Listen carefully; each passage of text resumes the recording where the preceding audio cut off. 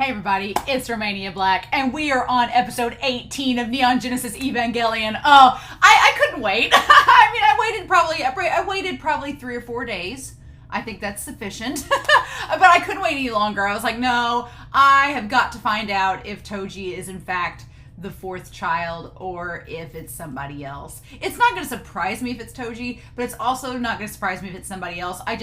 It's gonna either be a misdirect or it's really gonna be him. And I didn't want people to be like, who knows? Like, I didn't want there to be any spoilers or somebody, because I know y'all are so patient with me. So I didn't want to risk it. I was like, I just need to know. And I wanted to know personally. So I was like, I gotta find out. But I actually also have, from episode 16 and 15, a lot of notes. like quite a few, actually, just like this page and one line on the other side here, but a lot of notes. So I was like, I need to go through these notes, and then hopefully by the time episodes 17 and 16 come out on Patreon, YouTube, I'm sure y'all will have lots more comments. I have a feeling from here on in, there's gonna be a lot of comments. Even if it's not spoilery, it's gonna be a lot, because these episodes are filled with stuff. And I talked to my brother the other day, and he was like, so how's it going? Have you found anything out in your Neon Genesis series? And I was like, nope. I was like, don't tell me anything. He's like, okay. I was like, it's probably fine. He's like, I did tell him that everyone in the Discord has been saying, I've never had this before. When I reviewed Attack on Titan, because I think my reactions to this and my discussions to this series are very similar to my Attack on Titan discussions. And when I did Attack on Titan, I was trying to catch up. And people were like, you just need to watch 5 episodes a week. And I was like, I can't do that. So I'd gotten down to doing like 2 a week. And I was like, that's my max. And so people were like, just hurry up and catch up. And I was like, okay. With this series, it's the polar opposite. I've had people in the Discord say, okay, after the series, if you need to take a couple weeks off, do it. And I'm like, what? I was like, wait, what? And they're like, if you get to end of Evangelion and you just need to take a week or two to sort yourself out and take a week in between each of the rebuilds, just do it. And I'm like, what? And so I don't know. I guess I'm gonna have to factor in some time that if I need to take a week off, I've got some other like manga reactions that I've been putting off that I was like, I guess I can do those in lieu of if my brain needs a break. But it's so weird. It's so weird when people that are watching you are saying you're gonna need a break, and I'm like, I don't know how to feel about that. So I told my brother, I was like, yeah, everybody's saying I need to take a break after the movies. And all he did, we were driving down the road, and all he did was go, I was like, ah! So I don't know. I don't know what that means. I don't want to know what that means. That's all that's been said. Everybody on the Discord has been super chill and super cool about not spoiling or giving me any hints. That's all they said. They're like, if you need to take a break, do it. And I'm like, so we'll cross that hurdle when we get to, but I say that because we're entering the final 8 episodes of the series. And so we're in the last chunk of the series, starting with this episode, and it feels justified. It feels like, okay, when we reached the halfway point, there was definitely a tonal shift, and now we're kind of from here on in, we're building into that final arc, that climax. And so it's like someone in the comments said, you're on the roller coaster now, and it's not stopping. And I'm like, So before we tie into this, and I'm sorry this is a long intro, I do have some comments I want to address before jumping into this episode.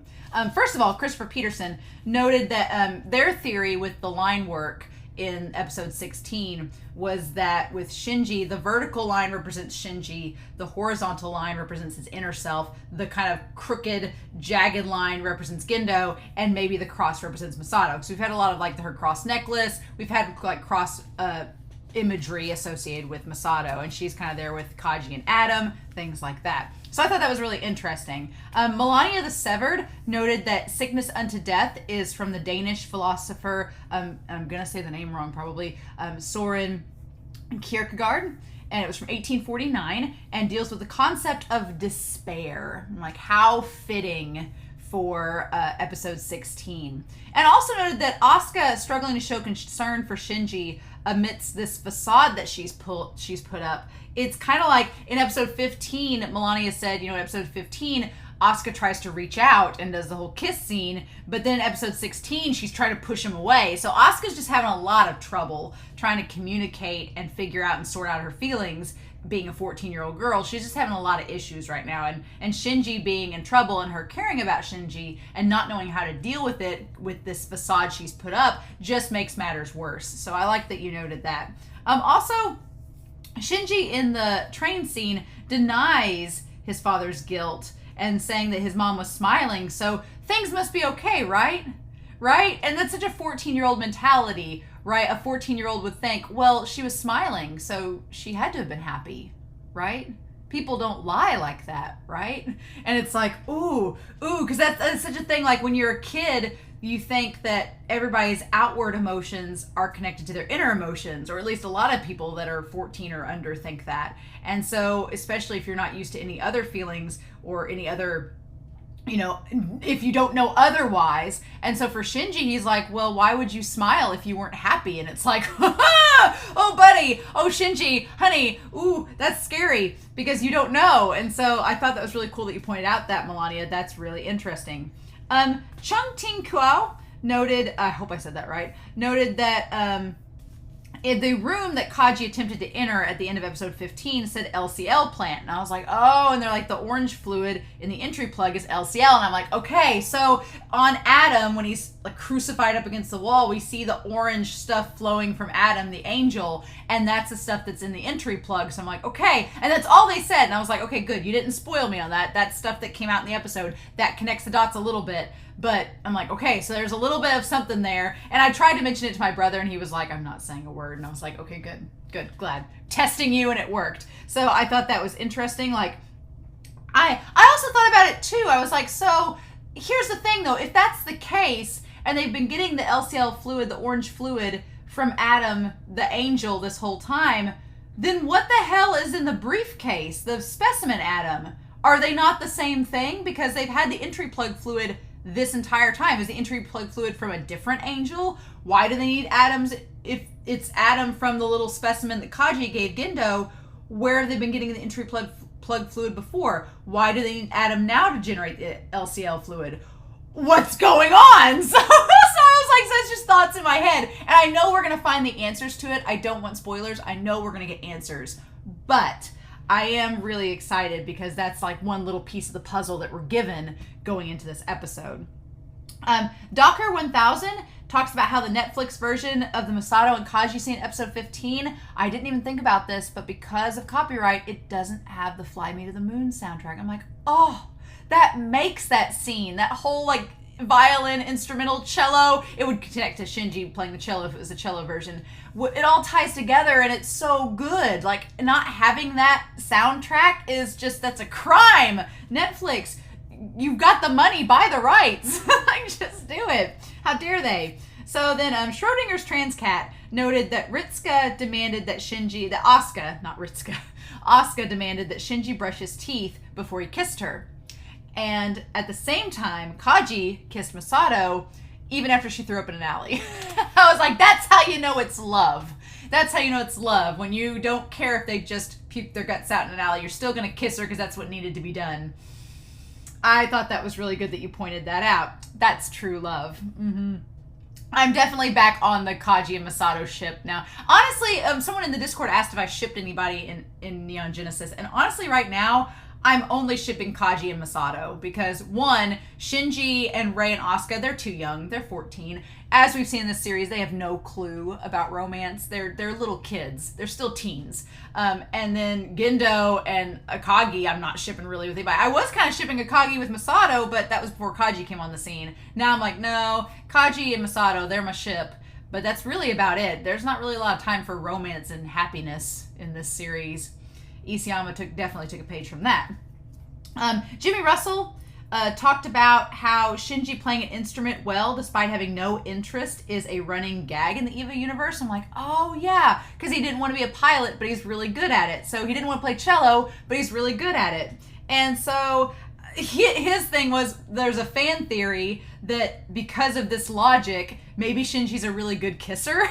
And Asuka was embarrassed about it and was like, oh, damn it, he's actually a good kisser, and like ran to the bathroom. I kind of find that funny. I would like to think that, yes, Shinji is a good kisser, and Asuka just didn't know what to do with that information, so she was just like, I don't want to acknowledge it. It would fit her kind of tsundere behavior towards him. I'm on board with that headcanon, yes. Also, Schrodinger's Trans Cat, I forgot this little part here, noted that originally Neon Genesis Evangelion came out in 2-episode VHS tapes. And I instantly thought of Pokemon. When I was a kid, I would get the little VHS tapes of Pokemon. It had like 2 to 3 episodes per thing. I was like, that's fun. So good to know that that was the case. And apparently episodes 15 and 16 were together on the same VHS. Man, what a VHS. If you'd been watching the series and suddenly episodes 15 and 16 happened, you were like, which makes me think that that means episodes 17 and 18 are together. So that's going to tie into this episode, which I think is going to be the continuation of what episode 17 sets up. So fun times. Stephen Husick noted, and this is a little bit of Attack on Titan spoilers. I'm going to note it up here just for season 1 of Attack on Titan. So you won't, if you've not watched Attack on Titan, it's a little bit spoilery for season 1. So just whenever this is gone, you'll know that we're done with spoilers. But noted how Isayama definitely took a page from Neon Genesis. And I'm like, yes, there's so many things I'm watching with this series now that I can just see Attack on Titan deriving from Anno's work. And he said that in Attack on Titan Season 1, Episode 9, there's this amazing parallel where you have Eren in the belly of a beast, kind of like Shinji's in the belly of this angel, and is about to die, and questions why things have happened, what has led the things to get to this way, and ultimately thinks about his mother. Kind of like Shinji is about to die, wonders how things have gotten to this point, and thinks of his mother. And then he both Eren and Shinji decide not to give up and to move forward and to keep on keeping on. And then they end up punching their way out of the beast, out of the angel, in a spray of blood and gore, and then come out that way and come out of this organic mech, kind of like a rebirth. Wow. Sounds kind of familiar, right? So I thought that was really interesting. I'm glad you pointed out those similarities. Nitnal notes that Rei, Shinji, and Asuka have a lot of reasons why they are tied to the Eva. For Rei, it's a sense of purpose. For Asuka, it's a sense of self-worth and identity. And for Shinji, it's a desire for praise. So this kind of ties back to what Masato was saying in episode 16 too. You have these pilots that they've correlated themselves and tied themselves so tightly around the concept of the Evas and being their pilots. Masato's like, if we defeat the angels, what are we going to do with the Evas then? And I'm like, and I'm like, that kind of relates, for Rei, Shinji, and Asuka, if they aren't pilots for the Eva, will they be able to integrate back into society? What will that look like? And that kind of ties to, if Toji is the 4th pilot, is he going to want to be the pilot? Because maybe he's thought about this. So those are really interesting questions. I'm glad you brought that up, Nitnal. And then I got 2 more. Bright Girl talks about how Rei and Masato and Asuka, the lines in the ED in episode 16, which was super freaky and creepy, tie to each of those characters. For Rei, the lines about "Do you love me?" "The pleasure sky of reality," and "Cruel stranger," and "Who are you? Do you want me?" Those lines all tie to her. So it's a sense of, you have the poetry that Rei's been giving, that questioning of what's reality, who these people are, is she loved, is she wanted? And that kind of ties a lot to Shinji too. Like, he's always been concerned about being loved and wanted. So that's interesting. We've got that parallel.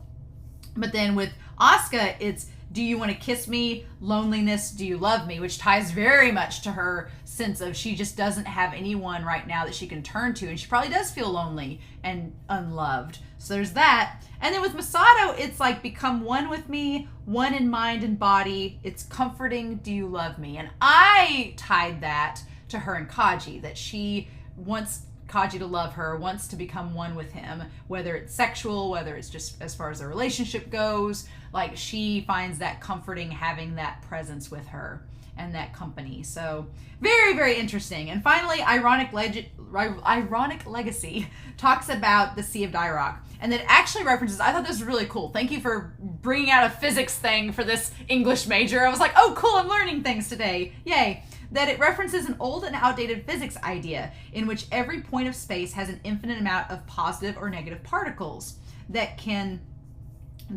cancel out so that it equals out to 0 overall. Basically, the positrons, or anti-electrons, are thought of as holes in the sea, and when the electrons meet it, they annihilate each other. So essentially, the electron falls into this hole. It's kind of like what happened with Shinji. The only difference is it's just drawing reference from this physical principle, because Shinji did not actually get annihilated when he fell into the hole, like the concept would suggest. So I thought that was really interesting. I'm like, awesome. So that only took 15 minutes, but I had a lot of comments from this last episode, and I have a feeling that it's only going to get crazier from here. So thank you all so much for commenting and for being kind and for not spoiling me because it's been so great. So my contacts have been giving me trouble, but I think I'll probably wear my glasses for the discussion when we go back through, but I think for the reaction I can take them off and they'll be fine. I think I can see. I'm nearsighted, so I can see the screen pretty well, but I hate the glare that my glasses give off, but for the discussion I'll probably put them back on so I don't get a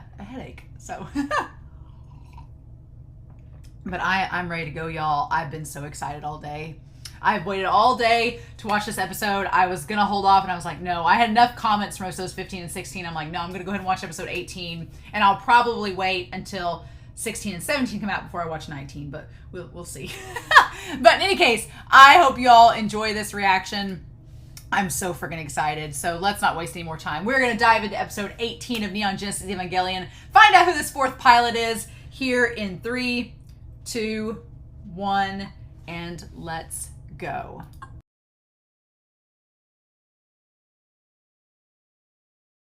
When I decided to wear black, I did not have this in mind.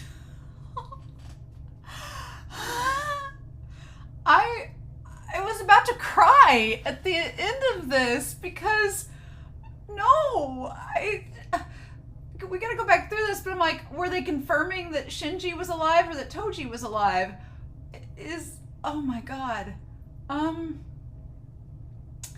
Was not walking into this episode expecting that. No! I was not walking in this episode, expecting that to go down like it did. No, there'd been an ominous foreboding in the last episode. Like the last episode, it was very ominous, super ominous. And there was just like this vibe to it that you were like, something doesn't feel right. And that's why it was so confusing. I'm like, okay, well, is Toji the fourth child or is it somebody else? Is it bait and switch? I don't know. No, it was Toji. And the reason why he felt so bad about things, we'll talk about that relating back to Shinji and him beating him up. Yeah, like just, it's so fascinating, right? And him reluctantly agreeing to do this. And the fact that God, we'll talk about this. But just this episode had such a sense of foreboding and like just this ominous shadow over it the entire time. And then when we finally get to the situation that happens, it's like, yeah. Oh my God, Shinji didn't know. He didn't know. So yeah, oh man. Could you imagine watching this for the first time at home? You've been watching week to week Neon Genesis and you've been like, man, this show's getting a little heavy, and then this episode happens. You pop in the VHS and you're like, man, episode 17 was fun. Let's do episode 18. It's like, and that's the end. Oh my God. This episode floored me.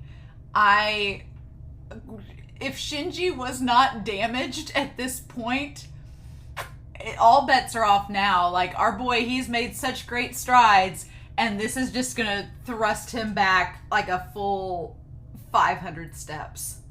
Oh my God, we've got to break this episode down, but I honestly am stunned by this episode. And this is just the start building to the climax. This is just the start. I was like, oh no. Okay, sure. So this is where we're headed. Yep. I may understand why y'all want me to take a week off. Holy cow, let's talk about this. Okay, we're gonna get through the OP. But yeah, just the most ominous, God, sense of foreboding. Oh man, yep, we're gonna talk about this. So, okay. I will say first and foremost, I was gonna say this at the beginning, we were doing the comments and I forgot about it, but at the end of episode 17, where we see the O3 unit come in, such foreshadowing there, because you have him in like the T pose in the crucified position, right? That we're crucifying Toji in this, that we're sacrificing Toji. We'll talk about this whole thing, this whole setup, everything. Nothing felt right about this episode, and not that the episode wasn't good, but nothing with the situation involving all the characters. Everything seemed like somebody, each character, with the exception of Shinji, but also Shinji, thought that something wasn't right. So we're going to talk about this. So I want to make a note with the 03 unit. Again, the 03 unit. And the 13th Angel. With those things. Yeah, we're going to make a comment about that. And about angels and Evas in general. We're going to make all sorts of comments. This is probably going to be a long discussion. Maybe not. I don't know. I'm still reeling. But in any case, he comes in the crucified pose similar to Adam in the basement. And I know that that's not intentional in the realm of the show, because the United States people don't know about Adam being in the basement. But it's just funny that that's the same position as Adam, same crucified position coming in. I was going to make note of it in the last episode, and so now we're getting to it here. Also want to note that the English used in this series is the best English I've ever heard in a Japanese sub. The best. I've watched Free and Ace of the Diamond. Ace of the Diamond's English usage is not good. Free's is like comical. It's kind of adorable. It's endearing. This was perfect. I was like, wait, did I get the English dub on accident? Did we accidentally get the English dub? For a second I was questioning it, and then I realized there was Japanese subtitles, and I was like, oh no, this is right. But for a split second, the English was so good that I questioned whether or not I was actually watching a sub. I was like, how refreshing. So it can be done. I was like, this is amazing. But yeah, them coming into position. So there was an angel within it. And the 3, it's funny because the 03 on the Japanese models, or the O numbers, are like here inside the chest area. And on here, it's on top of its head there. It had Toji's color scheme and everything. Like that should have been the giveaway, but I'm floored, y'all. I am absolutely floored. Okay. And there it is, this Eva unit with its eyes already glowing. How weird. Okay, it came in from the clouds, and then there was the lightning bolt, the thunder. Oh, okay. What the hell? So it came in, the cloud, there was lightning. Was that when it was possessed by the angel? Because I was wondering throughout, by the end of this, I was like, did it get infected with the angel? Did it get infected with the angel as back in America? So I was questioning whether or not the 03 unit, maybe when the 04 unit vanished, if whatever caused the 04 unit to vanish, if it had infected the 03 unit back in America, and it just waited until the pilot was inside to act on it, right? I was waiting for that, but then that doesn't seem to be the case. It seems like whenever they went through that cloud, funny that we're talking about biblical, angels and everything going through the clouds. When it went through the cloud, there was the lightning, and maybe that's when the angel possessed it and snuck in. Was it? I don't believe it was, man. If this whole thing turns out that it was just a test to see if the dummy plugs worked, I'm gonna flip my shit. If Gendo planned this whole ordeal to just see because he knew Shinji wouldn't be able to kill him, if he just wanted to see if the dummy plugs worked, I will freak out. No, absolutely not. I'm gonna do everything I can, because I'm really pissed off at Gendo in this. I'm gonna do everything I can to give him the benefit of the doubt and say this wasn't a test of the dummy plugs. Just a coincidence that they happened to test it out. I'm just gonna go with that. Just gonna see. I'm going to say that they were going to test out the dummy plugs eventually, but this just happened to fall right into their lap. But the angel attack, was it caused by Nerve as a test?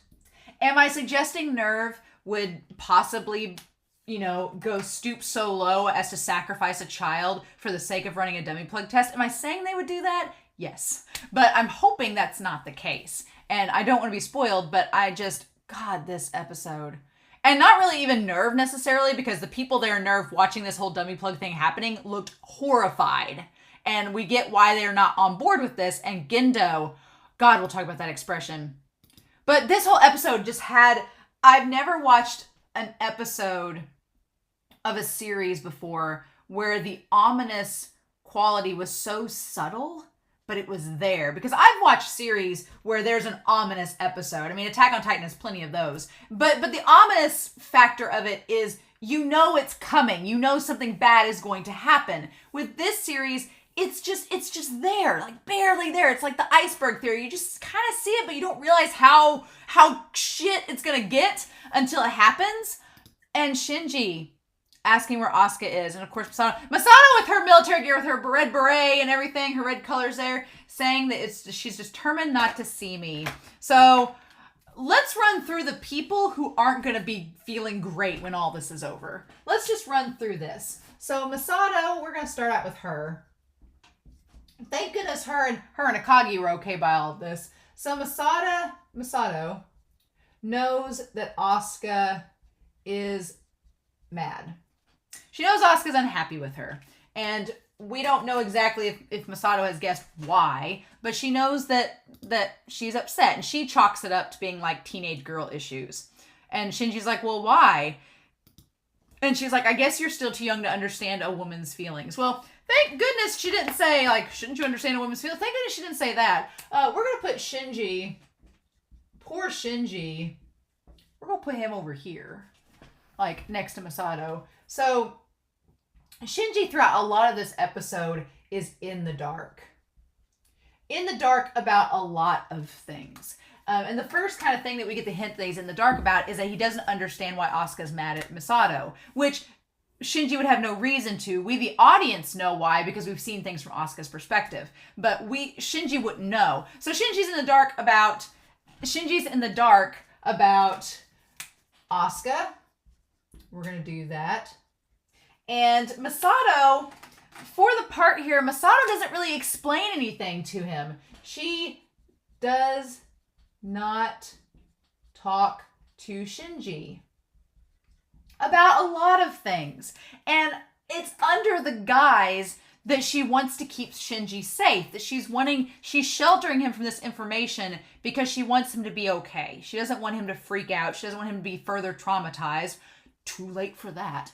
But she just wants to keep him. It's like she doesn't want to tell him any bad news because there's this ominous foreboding that she senses something's up, right? You get the feeling that Masato, she worries that Shinji would panic about Toji. She's worried that Shinji would panic about Toji. And we'll talk about that as we go. So she doesn't want him to worry about Asuka. She doesn't want him to worry about Toji. She's like, she recognized that Shinji is just finally getting into a decent place psychologically. And she's like, maybe mentally, since you're doing better, I don't want to mess that up. The problem is the rest of Nerve and the rest of the world doesn't care what Masato thinks. And they're still going to mess stuff up. And Shinji's going to have to deal with it. And I love that they both at the same time look down. They're like, so by the way, they're such on the same wavelengths, right? They're just both very caring about one another, but Masato happens to have more information than Shinji. That's where it gets different. Because Shinji calls her out. He's like, well, did the Unit 4 go missing? That there was some kind of explosion, and Masato's like, how'd you know that? And I'm glad that Shinji doesn't rat out Ida, because Shinji's better than that. He doesn't rat out Ida. He just says, I heard this. And Masato's like, oh, yeah, and she tries to, she just says, yeah, it's true that happened. Unit 4 vanished along with the second branch of Nerve. Yeah, it happened while they were testing the S2 engine. And she's like, don't worry, we'll be all right here. And Shinji he has this look of kind of disappointment on his face, like, so you did know, but you didn't tell me. He's like, because Shinji in this episode, a lot of things, he wants to understand people around him.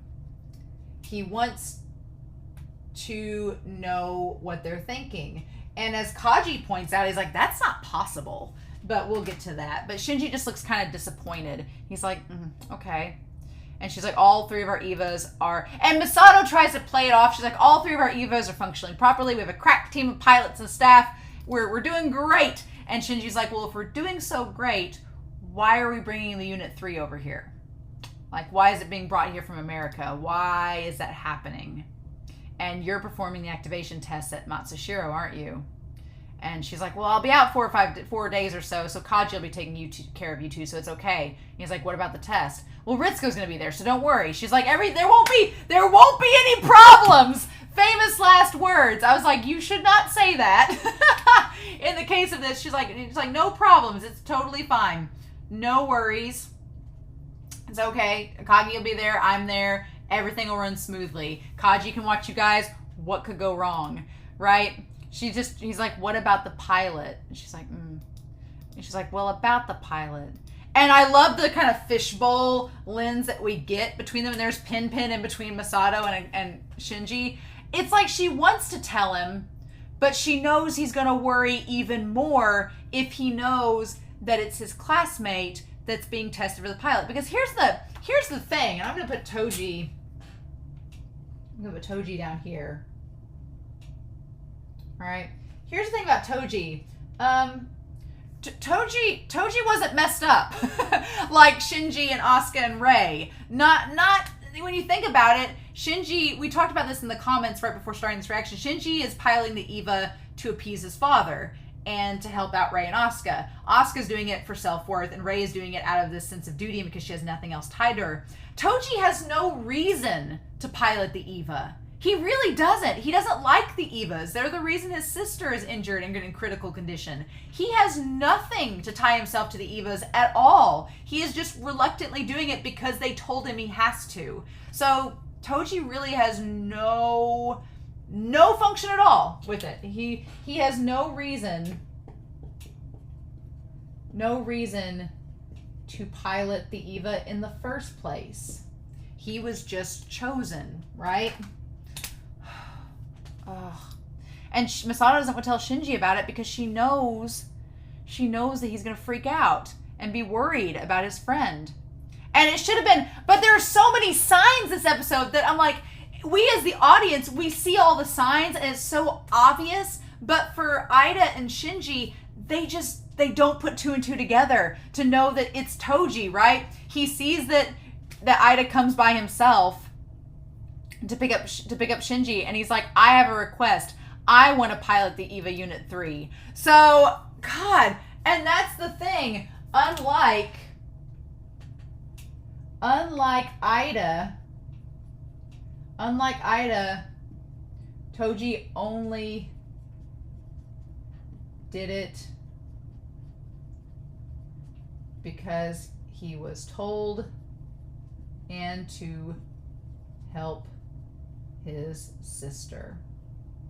Out of obligation. That's the only reason he did it. Ida wants to be a pilot. Ida, this whole thing, which is curious. I'm like, well, then why didn't we have Ida do it? That's the fun thing about it. Or not the fun thing, but that's the crazy thing about it, is that Ida has wanted to be the pilot of the O3 unit. He wants to be an EVA pilot. He's always been that way since episode 2. And Toji's been the one that doesn't want to do it. So why did they pick Toji? I guess because of the harmonics and stuff, but when did they test that out? And he asked her to make him the pilot, and Masato's like, I have no jurisdiction over that. No. The selection of life. So, selection of life. God. Just the idea that we've chosen you. You're a chosen one to protect the city, and Toji didn't want to be the chosen one. And it just, God. And they do all this lead up to revealing the pilot. It's all this lead up, and by the time you get to it, you know it's Toji, but it's like, it's so ominous.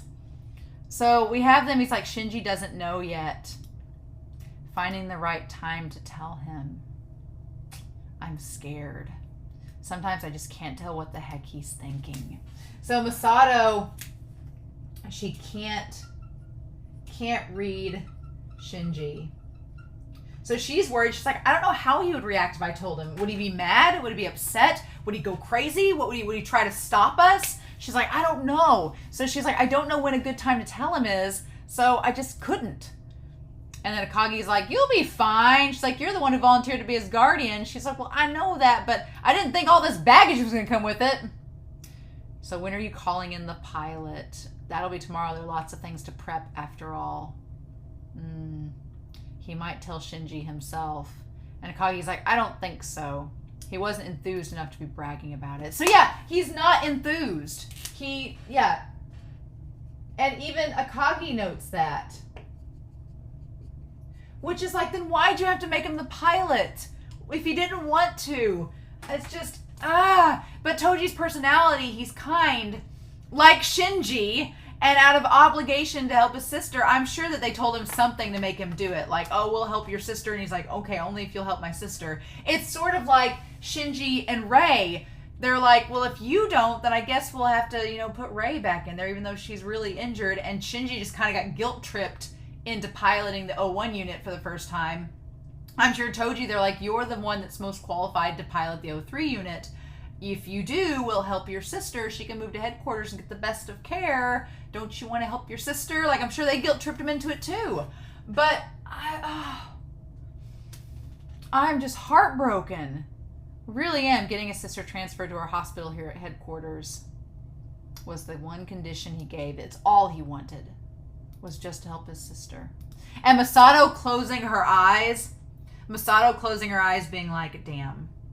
Like, she knows. She realizes, again, there's this ominous sense of something's going to go wrong, right? She senses the bad feeling in all this, right? And that's such an interesting transition that you have Masato. In this transition, you have Masato being like, damn, like, you could see her empathy in her eyes when she closes them. And the very next line is them saying, man, Miss Masato sure can be cold. And who's saying it? But it's Ida and them. And Toji just looks totally out of it.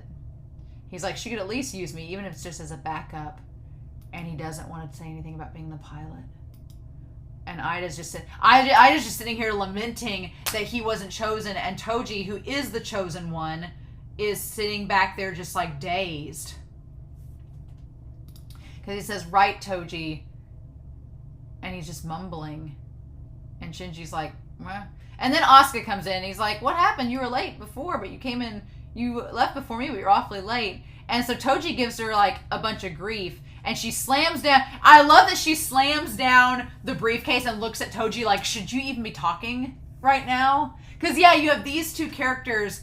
God, what's Asuka's react? Asuka got ejected, so she doesn't know about this whole thing. What's her reaction going to be? Because those two didn't like each other at all. But, because, yeah, she's mad because Toji hasn't told Shinji.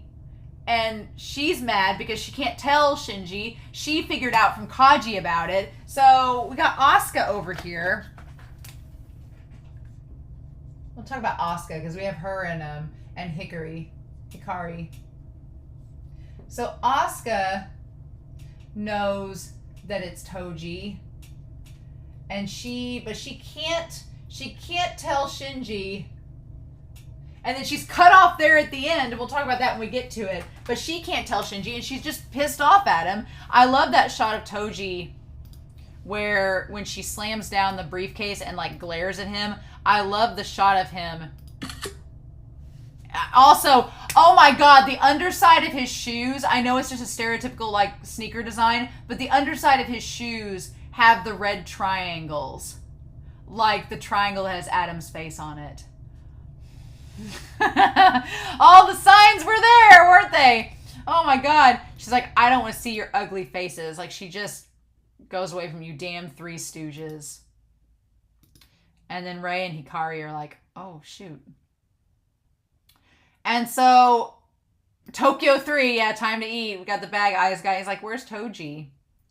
And they're like, he's gone. Without eating lunch? Him? That's impossible. Because, yeah, Toji's always ate, like, his lunch before everybody else, right? And Shinji realizes he's been acting odd. God, the image of him just standing there with the big blue sky with no clouds in front of him. But I'm like, why did he... Because at first I was like, why does he feel so bad that he can't talk to Shinji about it? I was like, why does he feel so guilty or that he can't talk to anyone? Was he told not to tell anybody? Was he told to keep it a secret? And so then that's when Rei comes in. And so I'm wondering, was he told to keep this whole thing a secret and not say anything? Because Akagi tells Masato, she's like, oh, well, he wasn't too enthused, like he wasn't going to brag about it. I'm like, did they tell him not to speak a word to anybody about this? Was he given like a gag order? And that's why he's upset, because he can't tell anyone? And so then Rei shows up, and he's like, oh, you're looking for Shinji, he ain't here. I still can't get over how his outfit is basically the EVA unit. It's still flooring me. So then we have Rei. And Toji kind of connects with Rei in the craziest of ways. And he makes the observation that Rei is, that she appreciates Shinji. He's like, you know about me, don't you? So he says, you know about me, don't you? And it seems Soryu knows too. And she's like, yeah, Shinji's the only one that doesn't know. So I have a feeling that he was told to keep quiet. Which begs the question, why? Why was he told to keep quiet? I mean, if he had told Shinji and then he was the next pilot, you think that they would have wanted to know, why did he have to keep quiet about it? Rei's figured it out. Asuka, here's the thing, Rei knows probably from Gendo and Akagi, but Asuka only knew because Kaji was investigating. And he's like, you usually don't care about people. And she's like, really? I'm not sure I understand. She's like, what do you mean I don't care about people? And he says, the only one you care about is Shinji. And she's like, do I? She's like, you may be right. So he says that she only cares about Shinji. And she doesn't disagree. So there's that. Okay. And he's like, yeah, you do. God, that scene, that's such like an understated scene. Such an understated scene. And that's where Hikari, she gets the idea, the impression that that's why she gets the impression that Toji likes Rei, because she sees them sitting on the rooftop together. When she said that to Asuka, I was like, no, Toji does not like Rei. No, they're pretty platonic. But Hikari looked up and saw him with her and got that idea. And then we cut down to the lunches that she made specially for him. That's so sad. God, So then 2 hours late, and then he arrives. So we cut to again, the animation of this sequence. We see all of them with the bento boxes, and they've ate through the stuff, and you see the cups with the red lipstick on it. It's great. So 2 hours late, and then he arrives. He's the first guy ever to make me wait this long. And Akagi's like, yeah, because you never waited for the guy when you were dating, right? And she's like, shut up! So then they show up with the EVA unit. So we get, of course, the school teacher talking about the second impact. And we get him, I was trying to see if there was anything to discern from this. He says, this was called the so-called second impact. At the time, I was living in a place called Nubukawa. I like that the instructor through all this, he always goes back to relating where he was. He did that the first time we saw him give this lecture to the students. He always talks about places from his past, and he's trying to pass on this oral tradition to them and these stories of places long gone.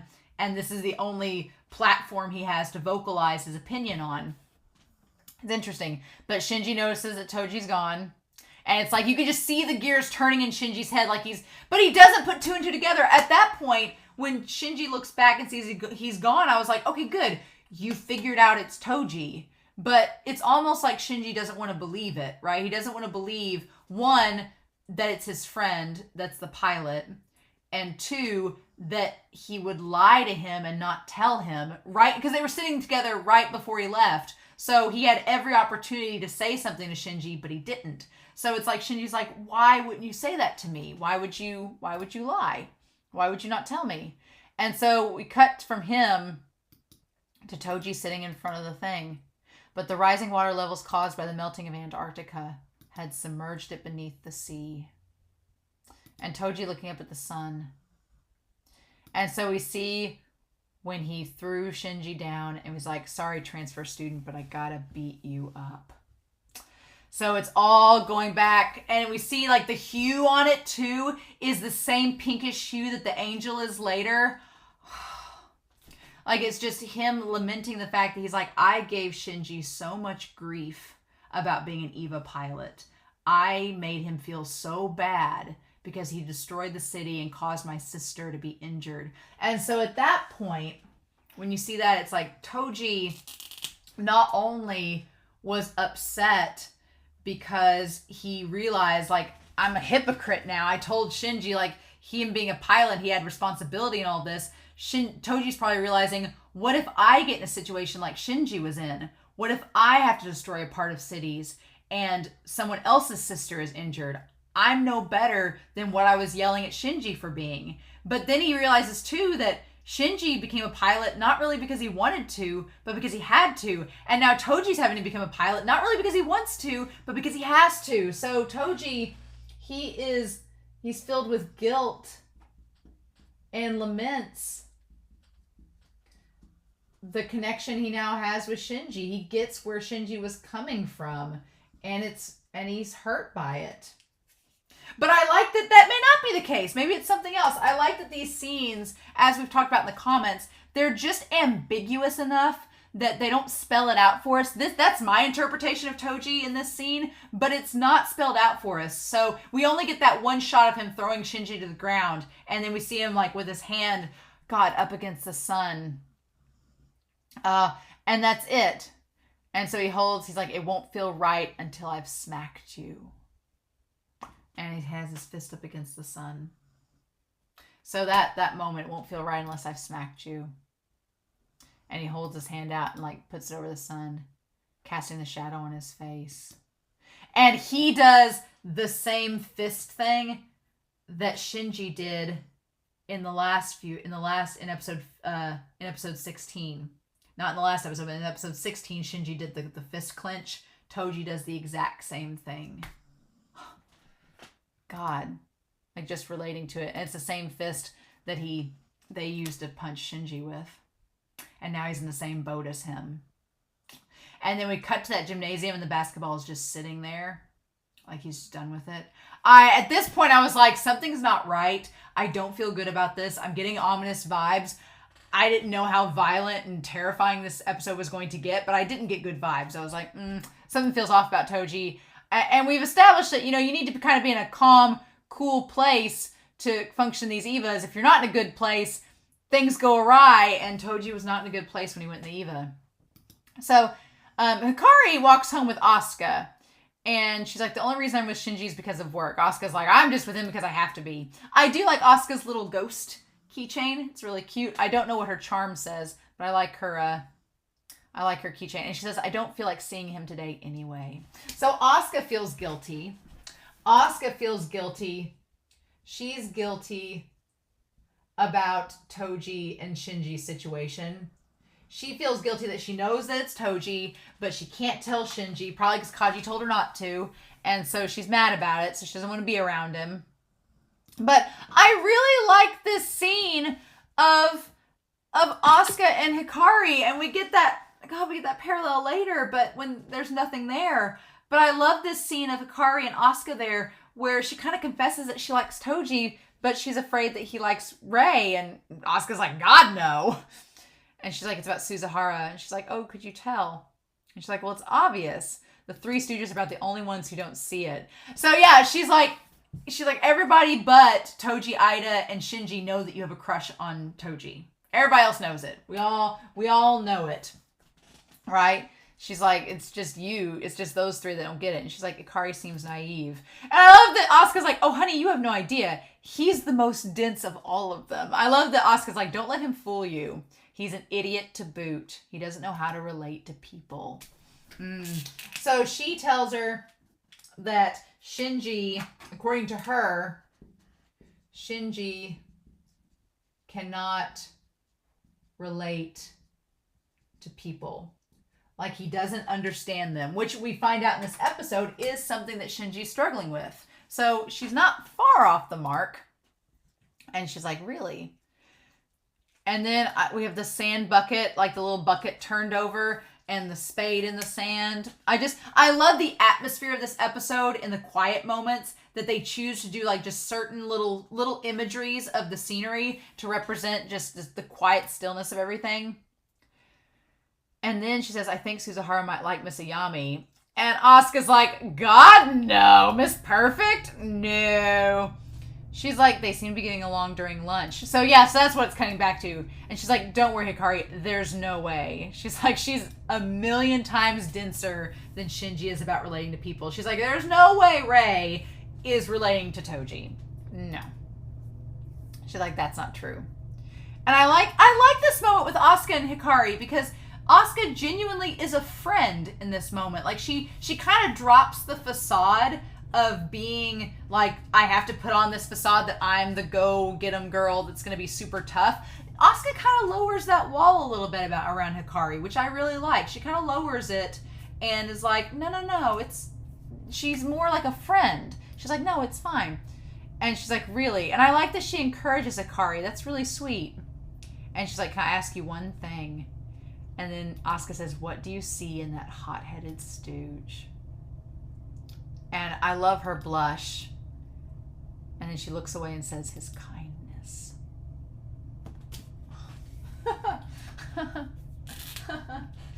that Hikari likes his kindness. Should have been a death flag. Should have been a sign. We can't have nice things in this world. Should have been a sign. And Asuka's like, kindness? She's like, what? But we don't get to see anything more than that. And so we have the scene. So Misato's gone. Kaji is in the shower for much longer than needed. I love that Kaji canonically takes really long showers. I love that Shinji has a coffee. And I kind of joked in the reaction. I'm like, he has a Jive coffee, like a caffeine at age 14. But I was drinking coffee when I was like 8, so I can't really judge. Can't really judge. It's just funny that Shinji's like using it to keep awake. And he keeps looking over to Asuka being like, I want to ask her. Maybe she knows. He's like, Kaji spends a lot of time in the tub. like, well, I don't know if that's supposed to mean anything, but I'm going to get my mind out of the gutter from that one. And it's like, I love that Shinji uses that line to try to like segue.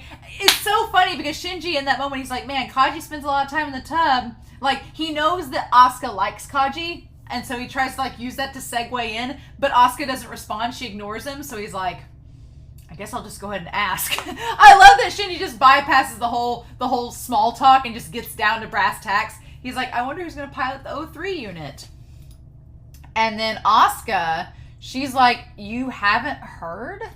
Really? And Shinji's like, well, who is it? And she's like, that look on her face where she just, it's that sudden like, for that one panel, the way that her eyes are kind of just like glazed for a second, that one panel of animation says 1,000 words. It says she realizes in that moment, you don't know for a reason. And I don't want to unlock that box. Like Asuka, oh man, that one look. And then she just goes, And she's like, you know what? I don't know. I don't. And Shinji's like, well, you're no fun. You're no help. And then Kaji coming out in the green. That was refreshing. He's like, oh, are you guys fighting again? And Pin's passed out. He's like, I'm done with it. You guys are hopeless. And he's like, are you like this when Katsuragi's gone? And she says, no. I get to spend the night with you, and I love to be all happy and smiling. But I can't do it tonight. I just can't. That part is where Asuka's like, she can't put up the facade of happiness.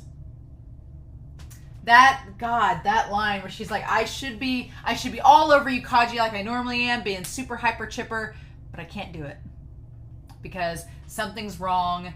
I know things that Shinji doesn't know. And that kind of relates to the last episode we were talking about in the comments with episode 16 that Asuka, she puts on such a front, but she does care about Shinji. She does care about him. She thinks he's an idiot, but she does care about him, right? And she knows that he cares about her. And so she hates it in this moment because she can't be honest with Shinji, but she's not being honest, not because it's a mean thing to do, but because she thinks it's the right thing to do. Like, she feels like she's being dishonest with herself, and she can't talk to Shinji about something that he clearly wants to know about because she's under the assumption that, like everybody else, it's for his own good. Oh man, it's just the build-up here. And Shinji's like, well, this is weird. Shinji is like, what am I not getting? Like, everything is like, it's all the question marks around Shinji's head, and he's like, what am I missing that everybody else knows? And Kaji, he knows that she knows that it's Toji that's the pilot, and he's like, he gets it. But Shinji's just sitting there like, why does everybody know and I don't? And so then Kaji says, I understand, let's go to bed. He's like, going to bed early is the best thing for these situations. Which is fair enough advice. He's like, there's no reason for us to sit here and stew on it. Somebody's just gonna get mad. He's like, let's just go to bed and sleep it off and we'll feel better in the morning. But he knows that she's struggling with this. And so again, the moon or light, whatever on the building that looks like the Eva eye, creepy as all get out, right? And Shinji just looking at it. And I should not have been surprised that Kaji shares a room with Shinji. They're both guys. Kaji's not going to sleep in Misato's room. Absolutely not. And he can't stay with Asuka. So it makes sense that he has the futon there. I love them back to back. And I love in this moment how honest Kaji is with Shinji.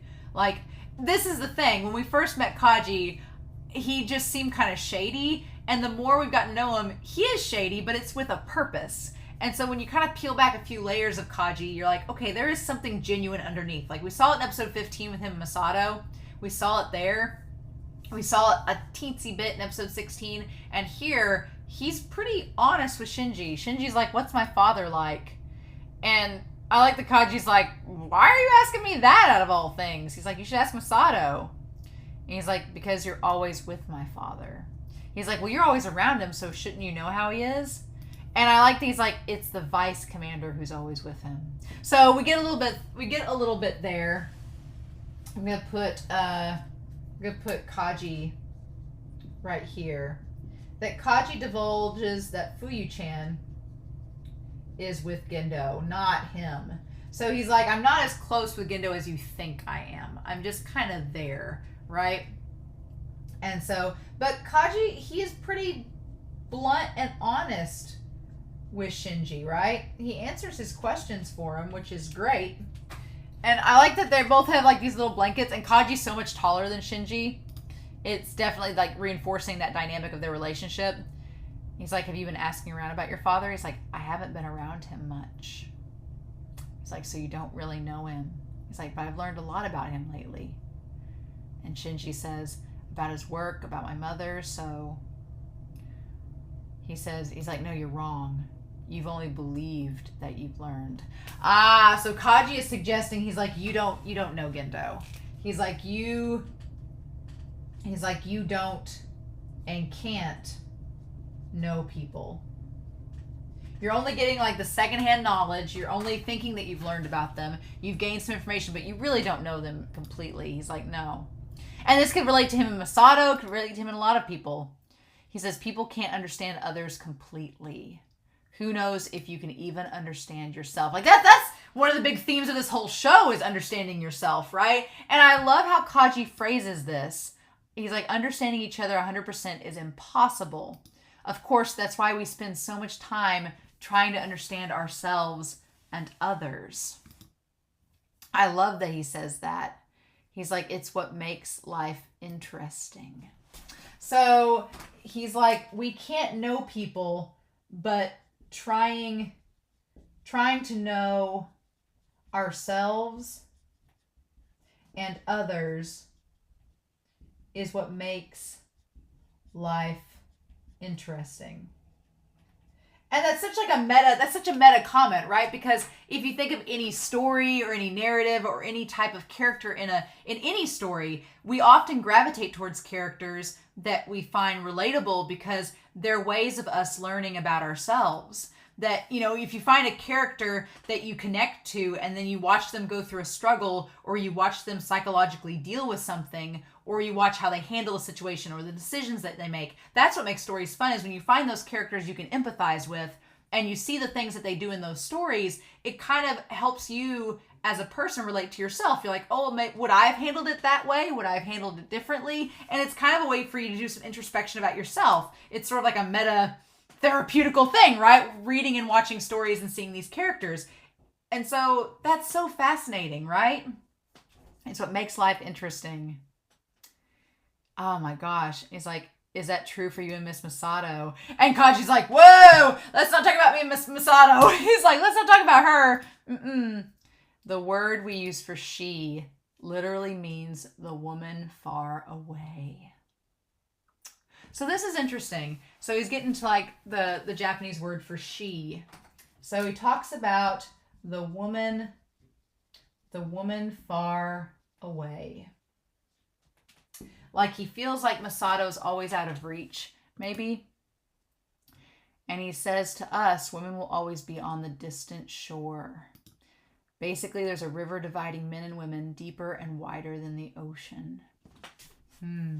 So he's like, there's always going to be a distance between man and woman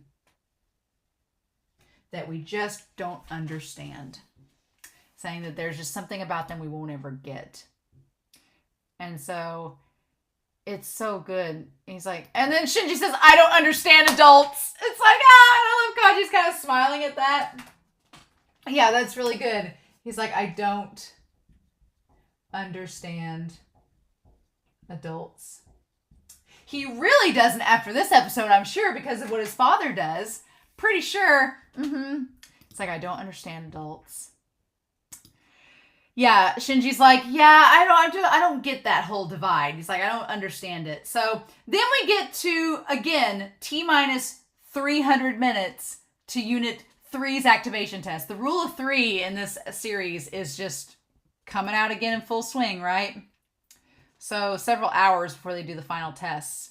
And they're like, test site 2, Matsushiro. The main power supply, no problems. Second hypothesis is nominal.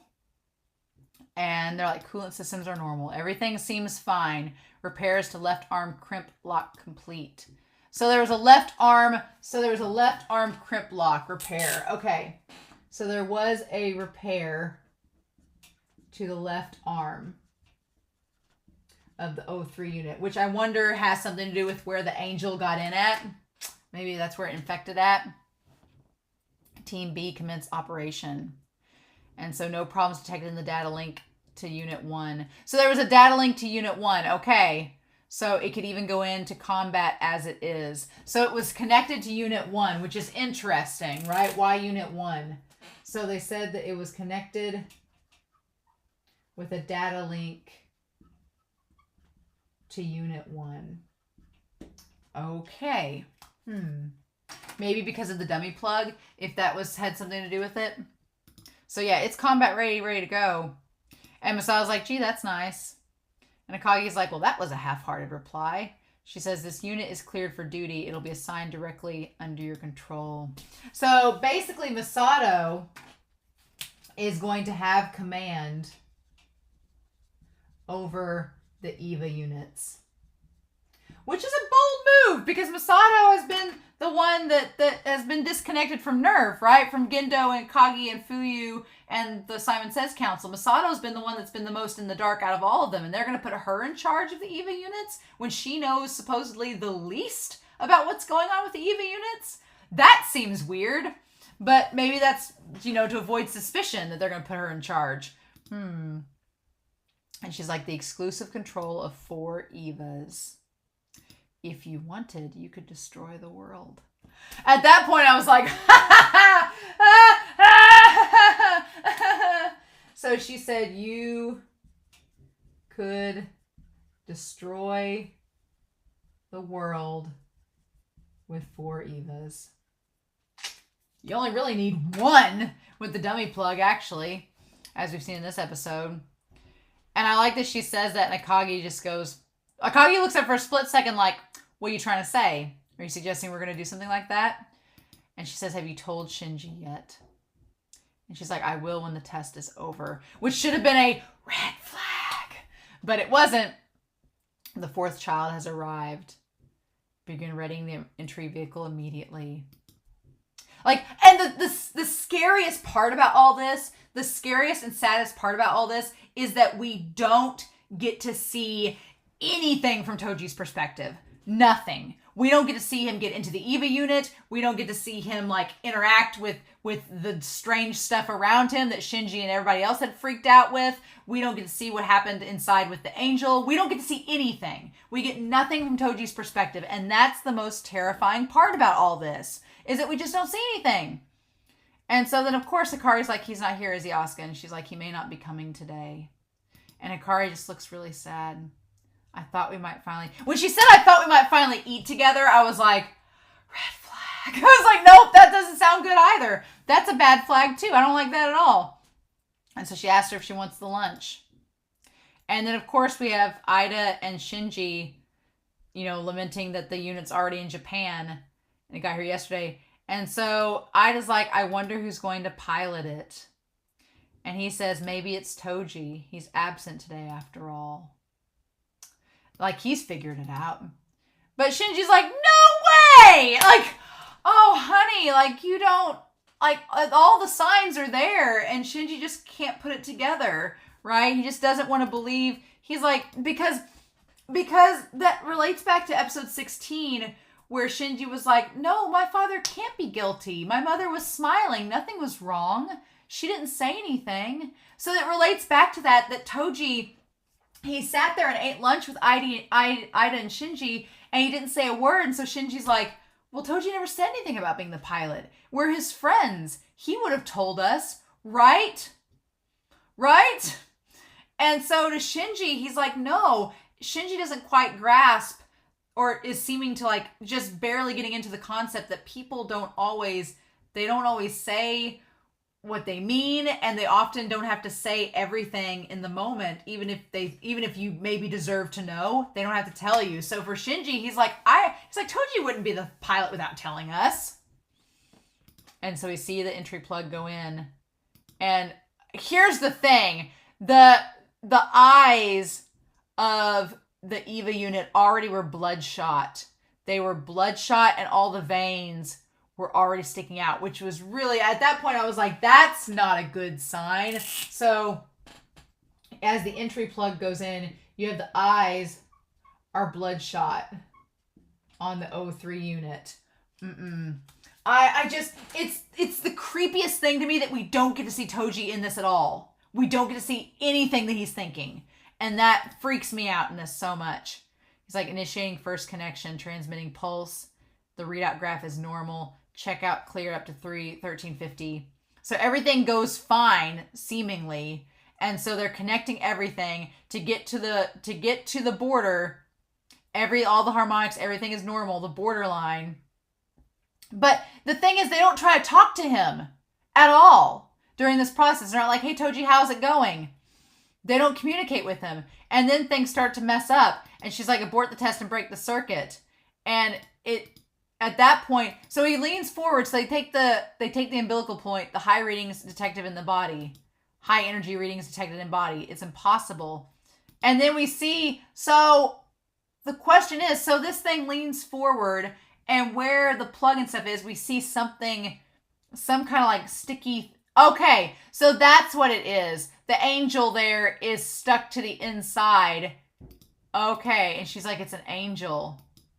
And it took over the EVA unit. Okay. Nope. And then all hell breaks loose. It blows the whole place up. Okay. So, and then we cut to the mid-credit scene, which is Ambivalence. Okay. So an explosion occurred near Matsuda. All right. So the angel infected it. Infected the EVA. Now the question is, did it try to make contact with Toji? Did it try to take Toji over? Like what happened with Shinji? right? Because Shinji kind of had we see a parallel from episode 16, the same thing with Shinji's Eva inside of the angel, right? So that begs the question, I kept thinking the whole time, I was like, how are the angels and Evas connected? And I know we're going to find that out, and it may already have been told to us, and we, the audience, just haven't fully been able to register it yet. But there's clearly a connection. The fact that an Eva can become an angel and get infected by it, it's been hinted at throughout this series, throughout other episodes, but we finally see it happen in this one, and it's terrifying. We saw it back in episode 13 when the little bacterial angels were trying to infect, like, the test dummies that they were working in. We saw that happen. So it's been possible this whole time. We just finally see it activate.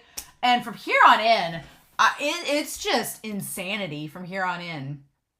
They're saying the damage level is unknown. Send a rescue squad to the third troop. The third troop, take care of it before SSDF gets involved. Roger. They're like, movement of an unidentified object detected at the site. The pattern is orange. We can't confirm it to be an angel. So they say it's orange. Again, blood type orange. We've had blood type blue. We've had blood type red. We've got blood type orange. Okay. And it's all kinds of messed up. Go to battle station level 1. Oh, and Gendo. Okay. So they're like, they prepare for the ground combat, and they said launch all the EVA units to dispatch. And at this point, I'm like, are you really sending him over there to that? And again, the sky is orange. All the birds, it looks ominous as hell. Sure. Yep, the sun. It's all bad. And so I like that Shinji's like, no, wait, what about Masato and the others? Are they okay? And they're like, we can't contact him yet. He's like, what will we do? And Asuka's like, what are you blubbering about? Worrying about them right now won't get us anywhere. So I like the Asuka. And he's like, well, how can we fight the angel by ourselves? And she's like, by ourselves? She's like, Gendo's going to be the one taking charge. Commander Ikari is doing direct command now. So yeah, so that's really cool that Shinji, he's like, well, we need Masato. He looks to Masato for leadership. Okay. So Shinji's like, well, what about Masato? We need her. And Asuka, I will give Asuka this. In the moment, Asuka's like, we'll be fine. Don't worry about it. Like, she's trying to calm Shinji down. So I do give Asuka props as she tries to do it. And Rei kind of does the same thing, too. She's like, it's going to be okay. And Shinji's like, my dad's in control. And then we have a visual of the target at Mount Nobe. And then here we go. And then they see it coming through. And it's the EVA unit. And Fuyu's like, as I thought, transmit the abort signal. Force eject of the entry plug. And so then we see, though, that I want to go back and see that. Like, what's going on with it? It can't get out. This angel, this goop, has stuck around. It tried to get out the entry plug, and this angel has infected the EVA and completely taken it over. And it's just locked Toji in place. He can't get out. Which is terrifying, because we don't get to see what Toji's going through in this moment. We don't get to see any of it. And so, yeah, at that point, they're like, not working. Neither the signal nor plug ejection code accepted. And they're like, what about the pilot? We still have respiratory and cardiac response, but he's probably... So I'm like, is he probably brain dead? So they're like, he has a cardiac response. Like, he's still alive, but they're like, is he brain dead? What's going on? He's non-responsive. We don't know. The fact that they don't answer the question is terrifying. And then Gendo, with his glasses shrouded, says, Evangelion Unit 03 will be abandoned at this time. It will be designated as the 13th Angel. It's like, it seems like, biblically, it seems like a fallen angel sort of thing. If you viewed the Evas as like the saviors, it's kind of a warped, twisted thing. If you viewed the Evas as like the saviors of mankind, like they were like angelic presences, which is funny because the angels are actually viewed as the monsters. So here it's almost like Toji's a fallen angel, which he kind of is. So it's like, and they're like, but sir, there's there's like somebody inside of him. And he's like, no, destroy the target. Oh my God, this. And we cut from his eyes to Shinji's. From Gendo looking so sure to Shinji looking in the distance. Like, prepare. And that's when Shinji's like, wait, we're going to fight that? He's like, an angel? Is that an angel? He's like, how does that work? And it kind of looks like Adam, right? From Masato's flashback. So that begs the question, are the angels, what came first, the Eva or the angel? Were the Evas in existence first, and then the angel like corrupted it? It corrupted. Was the Eva a thing to begin with, and it like corrupted from within and became the angel and became the first angel? Was Adam like an Eva unit and then like corrupted itself? And was Adam the person inside of the Eva unit and just got corrupted and got absorbed into it, and then just that became the first angel, and these are offshoots of it? I don't know. But he's like, that is the target. And Shinji's like, well, you said that this is the target, but it's an Eva, isn't it?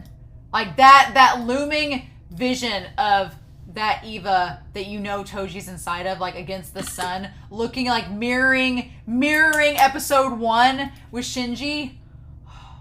And Asuka's like, but wait a minute, she's like, how could it have been taken over by an angel? She's like, that's Toji. So Asuka's even like, And he's like, I wonder if it's piloted by a human, a child our age. I'm like, Shinji doesn't know! He's like, I wonder if there's somebody our age inside of it. And I love that Asuka pops up and she's like, you still don't know? The pilot of the unit is. And then it fades out and he's like, what's wrong, Asuka? And I thought that Asuka, that Nerve cut her off. I thought Nerve was like, nope, you don't get to tell Shinji who the pilot is. That's what I thought happened. But apparently it attacked her. And that just happened to shut off at that moment. I'm like, but yeah, Shinji just thinks it's a kid. He doesn't know. And then Shinji's like, what is going on? And but at that moment, she's already been like trounced by it, like knocked over. And it went past her. Eva Unit 2's gone silent. Okay, the pilot has ejected. Recovery squad is moving. It's moving towards Unit 00. And so Gendo's like, Rei, stop close combat. Avoid close range combat and stop the target. I'm sending Unit 1 over. And Rei, who knows that it's Toji, Rei is, I'm not going to say indifferent. I'm going to say unfazed. Because she's been given an order by Gendo. But she knows that Toji's in there. She's not trying to tell Shinji, but she knows. And then she hesitates, right? And then the traffic sign, the sign over the thing is 30. There's a 3 in there too. Man, okay. And then, yeah, it just shows up like a monster, right? And she hesitates. She's like going to attack. And she can't, she's like, he's in there, right? And she knows. But then she hesitates and that costs her because then it just like lifts, it almost like it lifts up into the air and lands on her. But almost like the angel makes it do, like it doesn't want to, right? Because it like lifted up in the air, but it looked like it was trying to get back to the ground. Like the Eva unit didn't want to do that, but the angel inside of it was making it do it. So if Toji somehow made it out of this alive, that boy is going to be psychologically traumatized. Like, he basically ripped off the arm of his friend. He was attacked by Shinji. Like, if by somehow, and we'll talk about it at the end of the episode, if Toji made it out of this alive, he is going to be completely damaged psychologically. There's no way. There's going to be some mental contamination through this, right? Some psychological contamination. But yeah, he gets on top of Rei's unit. And then from inside the arm, we see from inside the arm, like that angel has infected all of its body parts, and it's trying to suck and infect Rei as well. Oh. And then it's invading her left arm, and Gendo's like, the nerve systems are being corrupted, and he's like, sever it, cut it off. And they're like, but she's gonna feel you cut off her arm. And he's like, do it. Like, Gendo is unmoving. He's like, no. He's like, take it off. And so yeah, then the arm, and poor Rei, like, her arm's still there, but it feels like her arm was ripped off. And for Rei to display emotion like that, y'all. Yeah, and then there it is. And you can see, God, that pink from that angel, it has gone through every circuit. It's gone through the entire body. Like, it's flooded the entire system of it. Like, even the eyes are pink. Oh my God. And it's just moving like a zombie. And Rei, like, can't stop it. Oh my gosh. She's severely damaged. The pilot is wounded. And Shinji's like, oh my God. Shinji's like, Rei's out of commission. Asuka's out of commission. What do I do? And Gendo says, it's going to be here in 20. You have to destroy it. And he's like, but the target is an EVA unit. God, it's just walking against the sun. He's like, isn't there a person in there? Oh my gosh. And Gendo, he said, and Shinji says, it's another child my own age. So this whole sequence here is like a direct reference to, like, if you're in war and the whole dilemma of taking someone's life. He's like, it's someone my own age. He's like, no, I can't do that, right? And then we see the EVA unit with his mouth open. But that's the same thing. Shinji's unit was like that too. His unit had the mouth open and was like kind of going crazy as well. So is it making a commentary that humans can become angels that can corrupt EVAs? Is that making some commentary about that? I've not got far enough into this yet.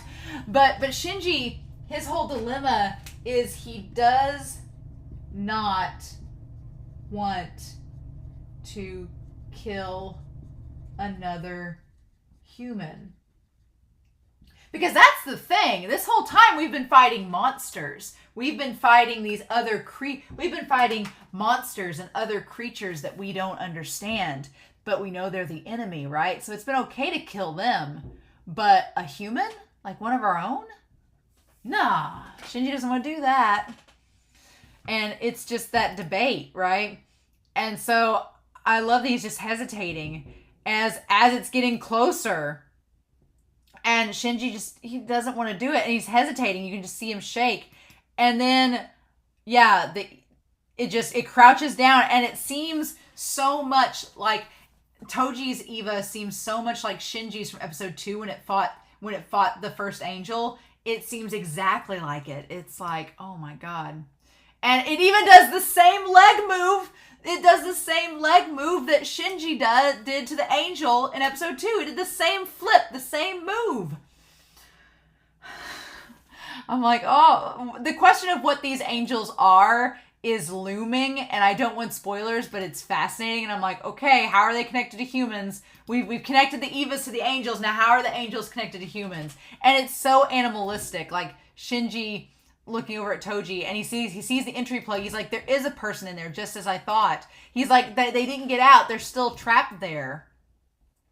And it feels like an animal, like the angel's making it move like an animal. And it's just like, and it made its arm like super stretchy. Like it's completely taken over the EVA unit and like changing its biology. Like what?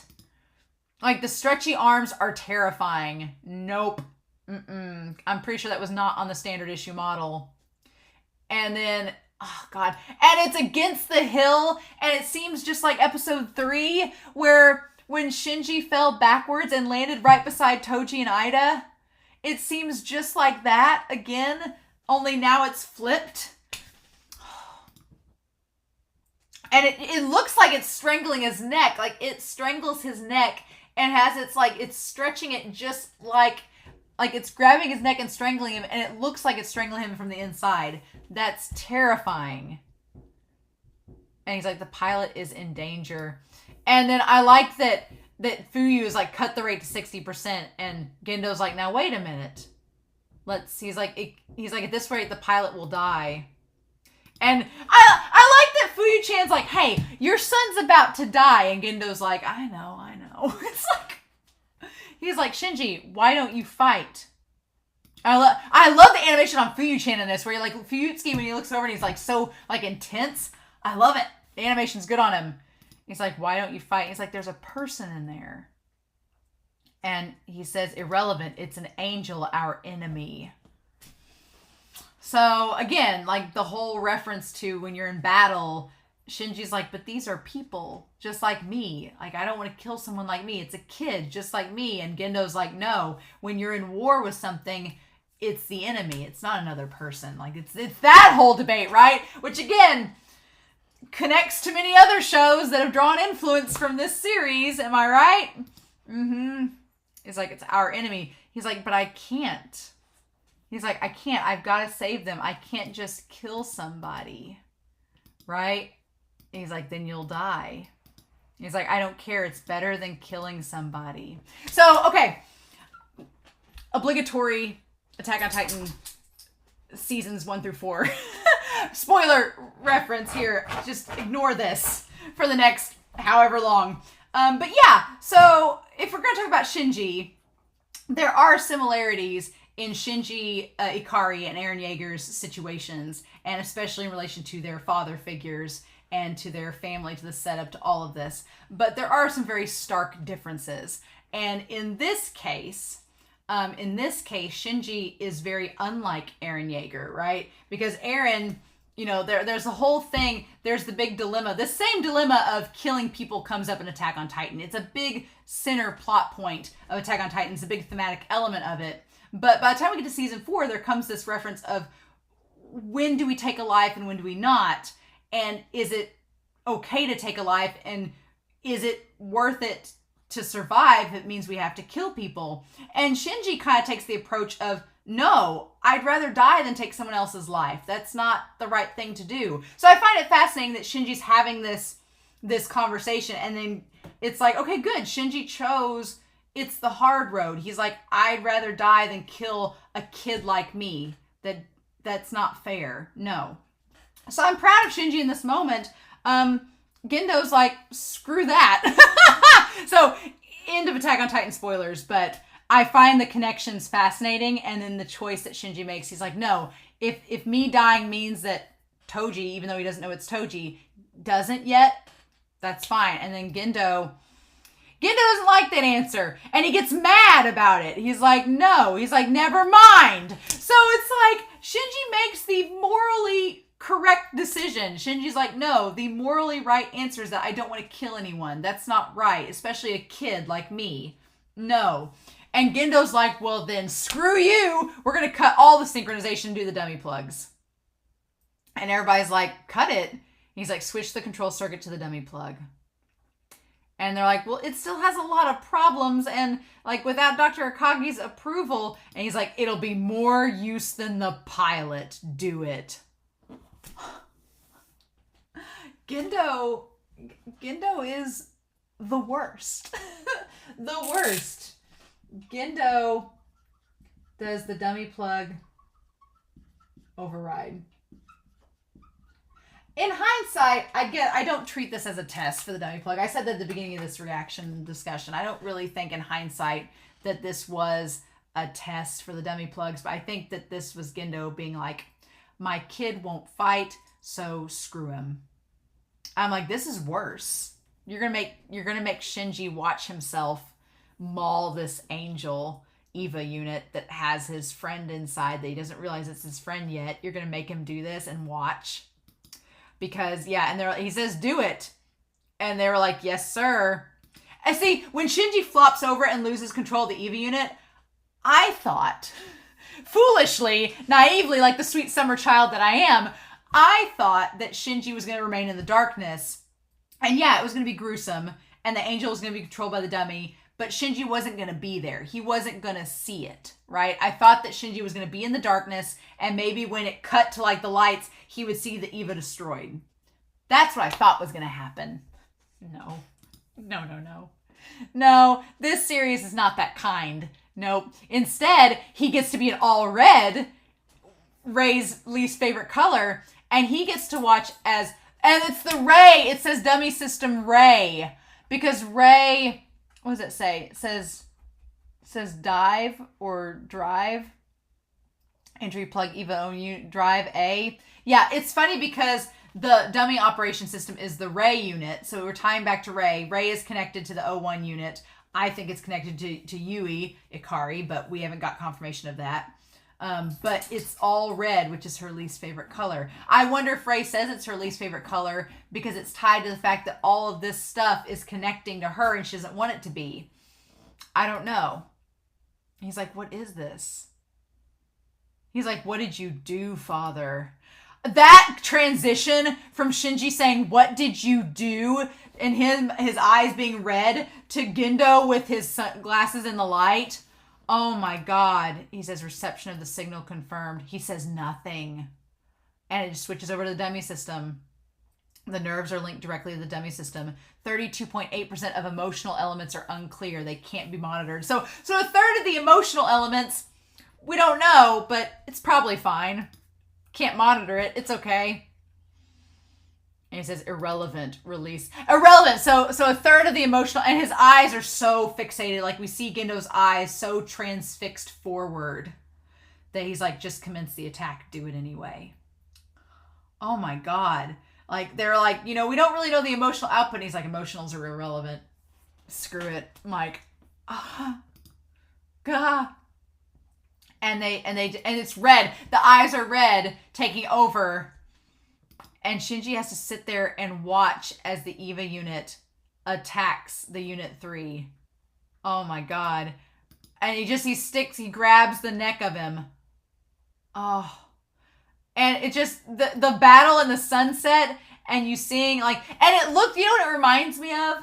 It reminds me of, there's a painting of Gabriel, of the angel Gabriel, fighting, of the angel Gabriel fighting with, I think, I'm trying to remember who it is in the painting. It's not Moses, I don't think. It's not Moses, it's not Abraham, but he's fighting with a human.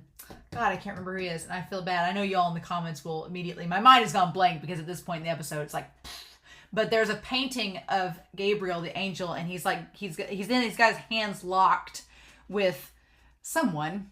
I'll think of it, I'm sure, by episode 19. And he's fighting for control over him, and it shows him in this dominating position, and the angel is over the top of him, and that's what this reminds me of. God.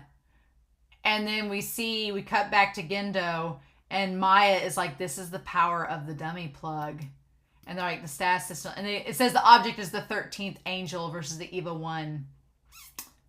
And then it shows, it snaps its neck. It crushes its neck.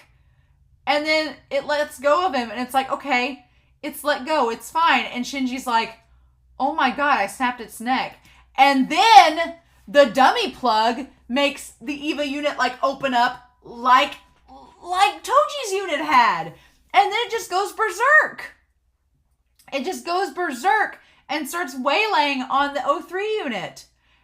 It just, and oh my God, Gendo. That face of Gendo's, where he's just smirking, and you see his eyes looking through it this is exactly what he wanted. He wanted it to be able to kill the angels. And it's not bad enough. It's just it snapped its neck. It was over. Take the entry plug out. But no. It's just like when Shinji busts forth from the 12th angel in episode 16. When it smashes its... Oh my God! There was... Okay.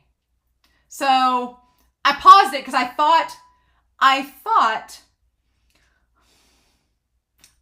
whenever the episode was airing that I saw an eyeball when it was punched in the face. And I was like, was that an eyeball? I thought it was.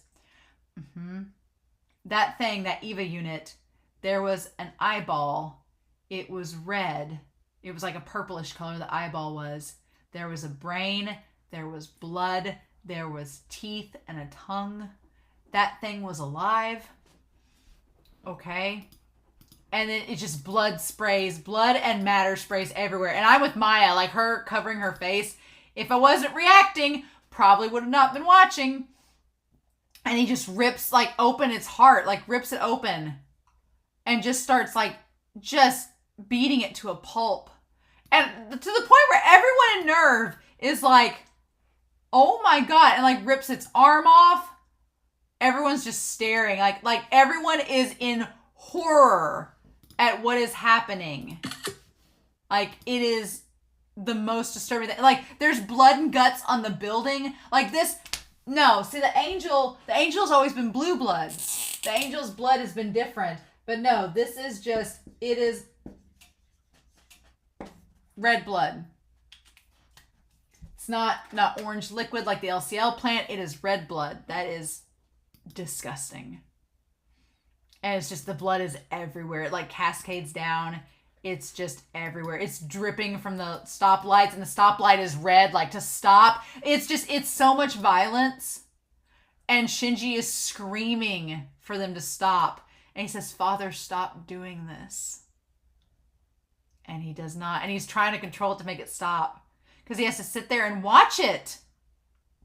And he's just yelling for him to stop. And to the point where the water and everything has turned into like a river of blood. And it just sits there. It's just blood from it just beating.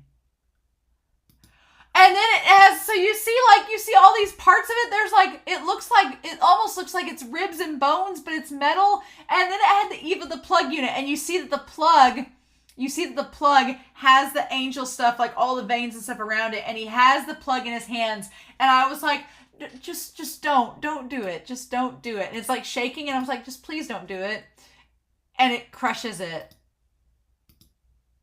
Even Fuyu-chan is like, the fuck? Oh my god. Like, everybody is just, and Gendo is just, whatevs. As he's screaming for them to stop. And it just like crushes it in his hands.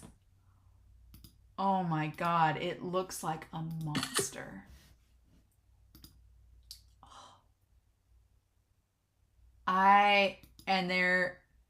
And there's the hand, like, in the hand sticking out, that it's like been torn off, sticking out with the blood coming off of it. And Fuyu's like, Eva Unit 3, no, I mean, the angel, the target is completely silent. Okay, no, it was Zeke's voice actor.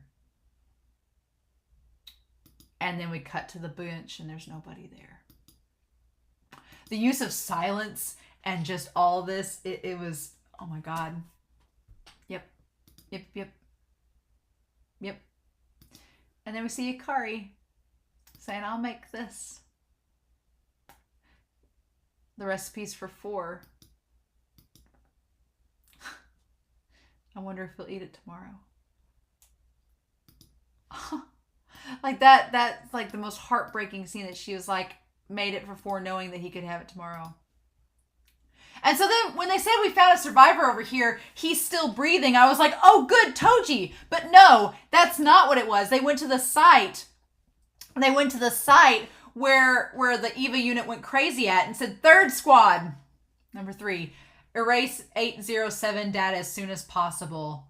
So they're like, erase all data that this event happened. Nothing went wrong. Everything was fine. Erase the data. And they're like, we found a survivor over here. God, send help right away. And we see Masato. And she's injured. And they're like, second squad, hurry and check the survivors in linear block. And she's like, am I still alive? And I like that when she looks over, there's Kaji. And so her arms are hurt, and she's having like a blood transfusion. And he's right there with her. I give Kaji props this episode. He did come to Masato's side. He's like, you were lucky, Katsuragi. And she asks where Ritsuko is, and he says, oh, well, don't worry. She wasn't as bad as hurt as you are. And you see, like, just the crater where everything was. And she's like, oh, I see, that's good. And then she's like, what about the 03 unit? And we don't see Kaji's face when he says it, but he says it was destroyed by an angel by the unit 01. And you can tell that she's like, and she looks away. I haven't told Shinji anything. And it's still like, he's still in the Eva unit as they're like going to go get him and Toji.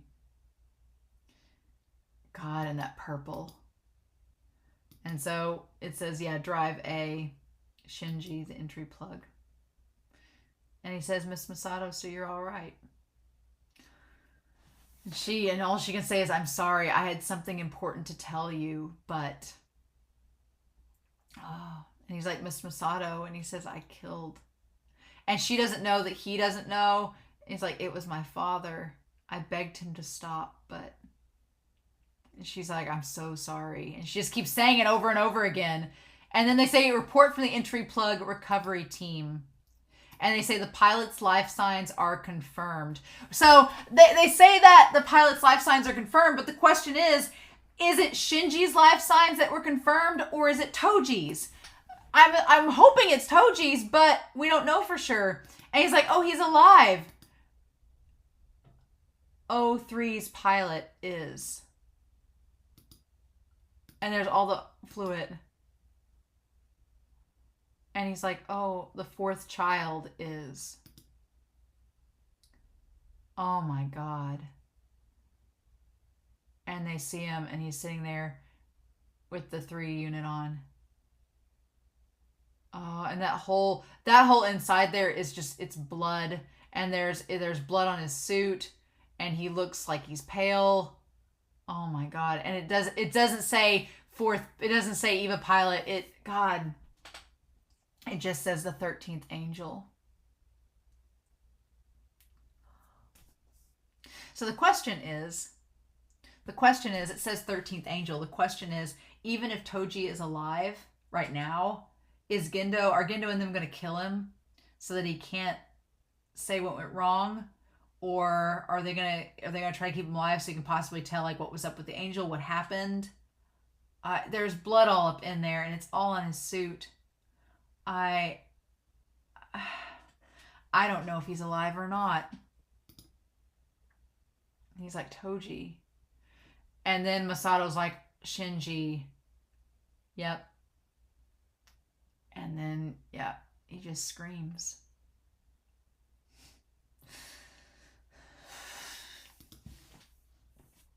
On the one hand, it's the most horrifying ending, and we don't really know if Toji's alive or not, or if he's going to make it in the next episode. On the other hand, it is the best version of the ED that I think I've heard so far. This jazzy version. And it's O3 unit. It's pilot number 3. Number 3 strikes again. How about that? Oh my God, this episode. If Shinji was trying to get in a good place and earn his father's praise and understand his father and get adults and, do all that, then after this episode, I'm like, I don't see how Shinji's going to be in a good place at all.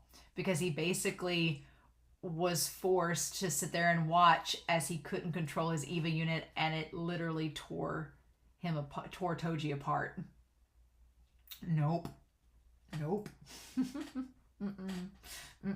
Nope. So yeah, there's a lot of questions. The questions about how the Evas, humans, and angels are all connected, that's starting to get brought up again. It's been brought up all along, but it's definitely the forefront after this episode. The question of what exactly Gendo's purpose with the dummy plugs is. He wants to basically be able to control the Evas without pilots, without human pilots, which is terrifying because like Masato said, you could destroy the world with that. Because that's the thing. At the end of the day, the problem for Gendo with a human pilot is that those human pilots have free will and they have ultimate control. So if Shinji's like, I can't do it, I don't want to do it, then you have this giant weapon at your disposal, but if Shinji's like, I don't want to use it, then it's not going to get used. But if you can install a dummy unit that can control it, then there's no pilot to say no. So that's terrifying. And I get why Maya and them were against it now. They were like, this seems like a bad idea. And none of them at Nerve seemed like this was great. They were all looking at this like, this is terrifying. What the hell? And yeah. Absolutely terrifying. So I don't know if Toji's going to live or not, if he's alive even, if that whole thing at the end was referring to Shinji or Toji. But the problem is if Toji dies, there's that's going to be on all 3 of them. But if Toji lives, then what's Shinji going to say? What are they going to say to each other? This does not bode well for Shinji at all. No, nope, nope. So yeah, God, this episode. I figured this show was going to get crazy, but okay. God, I don't know where we're going from here, but I may take a couple days off and process. So I'll probably wait till episode 17 and 16 come out, or not. I don't know. I kind of want to know. I want to know what's happened to Toji. I kind of want to watch episode 19, but at the same time, I'm going to wait a couple days. But yeah, we're on the roller coaster now. And it's all downhill. Downhill from here, right? So I hope y'all enjoyed this reaction discussion. I'm curious to know your thoughts down below. But yeah, in the meantime, I hope you all have a wonderful week. Please stay safe, take care, and I'll be back very soon with episode 19 of Neon Genesis Evangelion. Bye.